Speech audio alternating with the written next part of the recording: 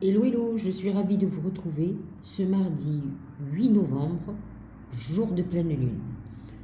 Elle sera hyper active, ou en tout cas à partir de midi 5, mais dès à présent, je crois qu'il est 6h30 là, lorsque je fais cette vidéo, les énergies commencent à arriver au point culminant. Cette pleine lune vient de la nouvelle lune en Scorpion, tout un travail de gestation pour arriver à l'apogée, à la réalisation de nos vœux. Cette pleine lune, c'est l'axe Soleil-Scorpion, Lune-Taureau. C'est la lumière dans l'obscurité qui nous dit de planter nos graines d'intention pour faire germer quelque chose de très positif. Il est bien évident que nous allons avoir, et l'oracle nous l'annonce avec la tortue, un moment de repli sur soi, des moments qui peuvent être dépressifs, perturbés, puisqu'il y a une remontée d'énergie négative du fin fond de nous-mêmes, de la nostalgie, des peurs, des angoisses, des remontées de fragilité émotionnelle qui font que vous devez régler tout ceci pour aller vers votre lumière, c'est-à-dire vers le taureau qui est un signe apaisé, qui recherche l'équilibre, qui recherche l'essentiel. Le scorpion beaucoup plus torturé, lui va dans des méandres, va dans des profondeurs parfois de choses qui n'existent pas, ou en tout cas qui sont amplifiées par rapport à la réalité. Donc, il faut que cette tortue vous amène à une réflexion constructive et non pas à vous faire plonger dans un désespoir très important. Donc cette pleine lune est là pour tirer le meilleur de vous-même, pour que vous lâchiez sur votre part d'ombre et que vous alliez vers un rayonnement personnel. La tortue représente aussi le besoin par exemple de bouger, de déménager alors qu'on est dans un ralentissement d'énergie. N'oubliez pas que si vous êtes mal, vous serez mal aussi ailleurs. Vous pourriez, si vous déménagez par exemple, changer de pays, vous sentir mieux quelque temps, et puis votre mal-être va revenir, parce que peu importe où vous êtes, dans un point du globe, le mal-être nous suit partout. Donc à vous de régler une bonne fois pour toutes ces angoisses, ces rancœurs, ces colères, et passer à autre chose. Le fait d'être adulte nous oblige à devenir le responsable de notre destinée. Nous ne pouvons pas nous enfermer dans des excuses d'un passé que nous n'avions pas choisi. Effectivement, quand on est en enfance, on ne choisit pas obligatoirement, entre guillemets, on subit l'autorité parentale, etc. Mais aujourd'hui que vous êtes adulte, vous avez le choix de décider pour vous. Donc ne vous enfermez pas dans des choses qui ont été inculquées.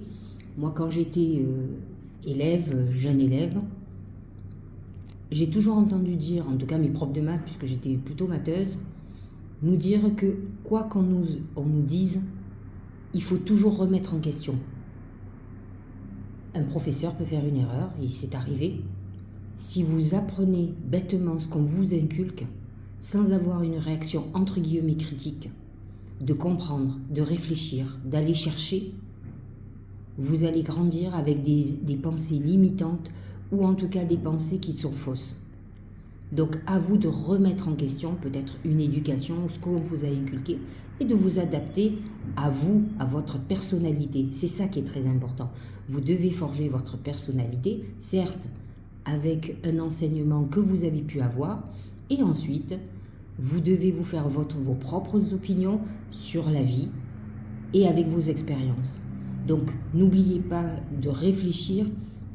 C'est pas parce qu'on vous a dit que vous étiez nul que vous n'êtes capable de rien du tout, et c'est faux. Nous avons tous des talents, à vous de trouver le vôtre.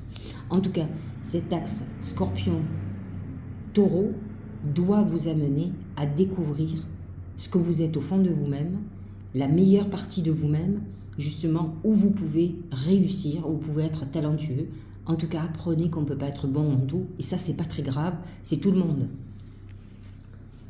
Deuxième oracle, la cohérence. Dès que votre comportement et vos paroles sont en accord avec vos valeurs profondes, l'énergie circule librement. Je crois que cet oracle est sorti déjà hier. C'est qui veut dire que le ciel veut nous montrer d'autant plus quelque chose, encore plus. La cohérence, c'est être aligné avec soi. C'est-à-dire dire non quand on pense non et dire oui quand on pense oui et pas l'inverse.